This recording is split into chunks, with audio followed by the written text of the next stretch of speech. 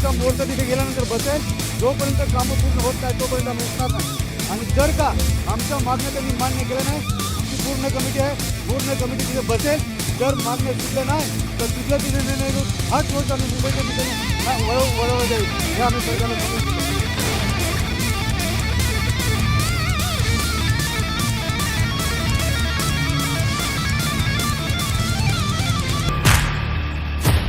Palghar collector office या ऑफिसवरती लाल वादळ धडकणार आहे असं मी का सांगतोय. आजचा हा व्हिडिओ आपला ना कॉमेडी असणार आहे ना एंटरटेनमेंटचा असणार आहे. आजचा हा व्हिडिओ असणार आहे फक्त माहितीसाठी. तर मित्रांनो, आज मोर्चा निघालाय आणि हा मोर्चा असणार आहे पायी मोर्चा. सर्व नागरिक पायाने चालत जाणार आहेत. कुठपर्यंत? चारोटी ते मनोर आणि मनोर ते थेट पालघर जिल्हाधिकारी कार्यालयाशी.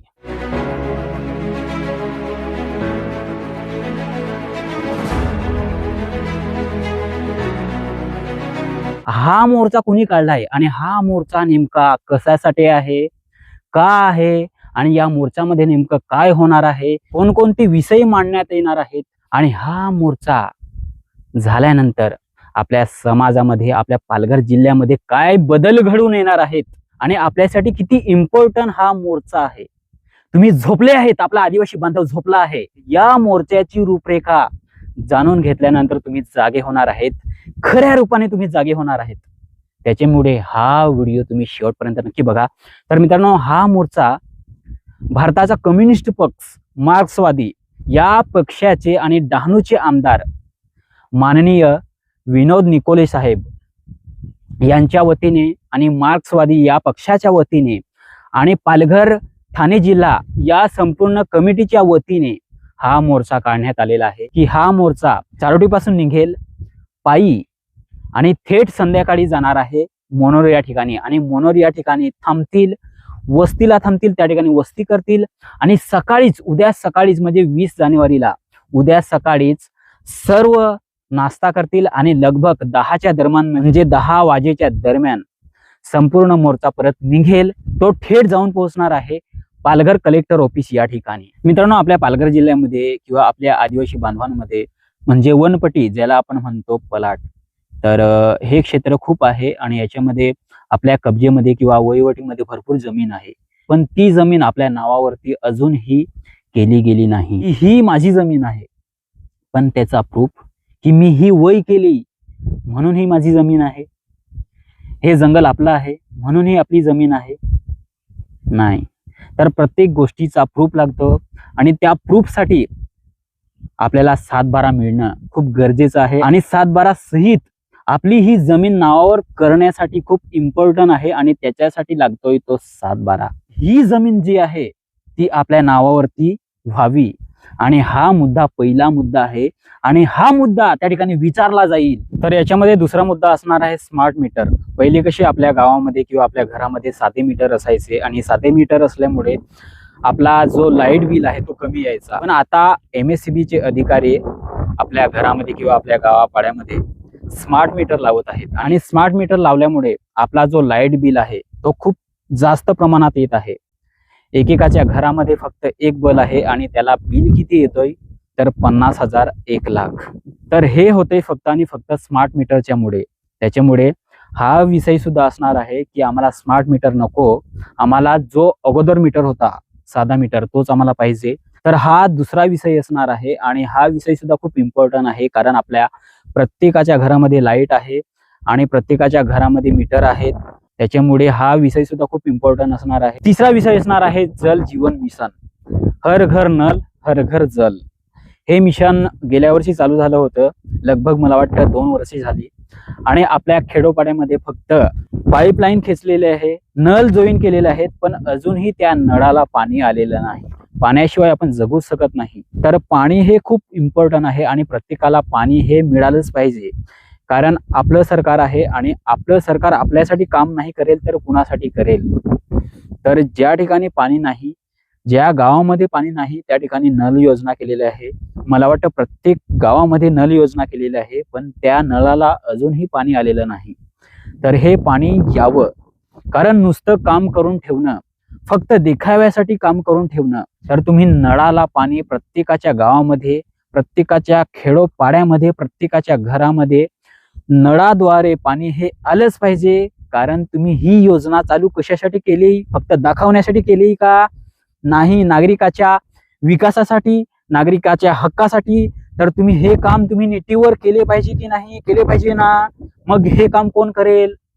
हा प्रश्न सुद्धा त्या ठिकाणी मांडण्यात येणार आहे. चौथा मुद्दा असणार आहे, जंगल कापलं जात आहे. कशासाठी?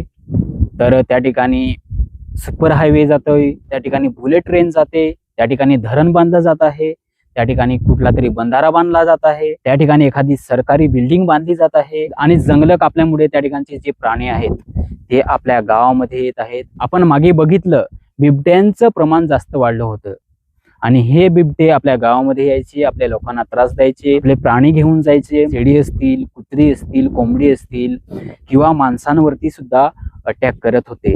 आणि हा प्रकार कशामुळे घडलाय? तर त्यांचं घर उद्ध्वस्त केले जात आहे, म्हणजे जंगल उद्ध्वस्त केले जात आहे आणि ह्याच्यामुळे या समस्या घडल्या जात आहेत आणि ह्याच्यामध्ये आपली जमीन सुद्धा जात आहे. तर हा मुद्दा सुद्धा खूप इम्पॉर्टंट असणार आहे.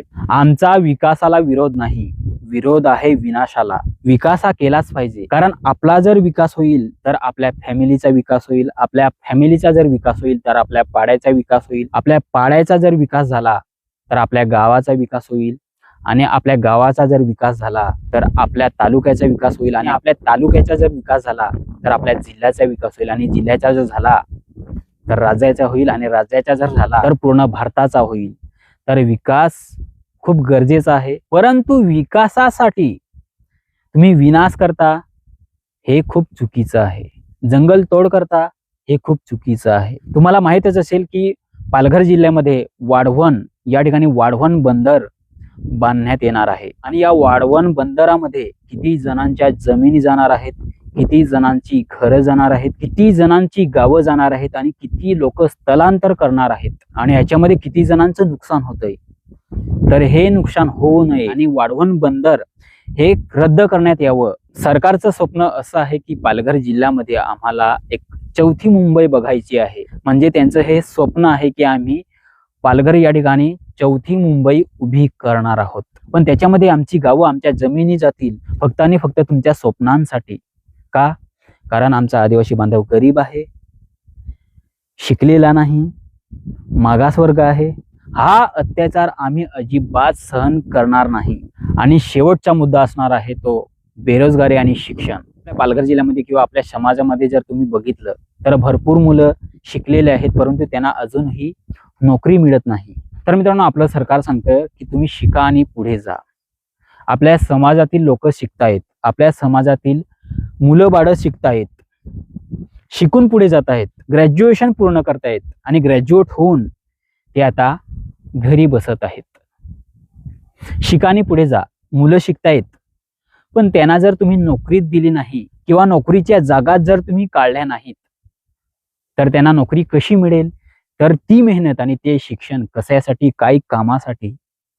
आणि तुम्ही तर म्हणतायत शिकानी पुढे जा, आम्ही शिकतोय, पण आम्हाला नोकऱ्या कोण देईल?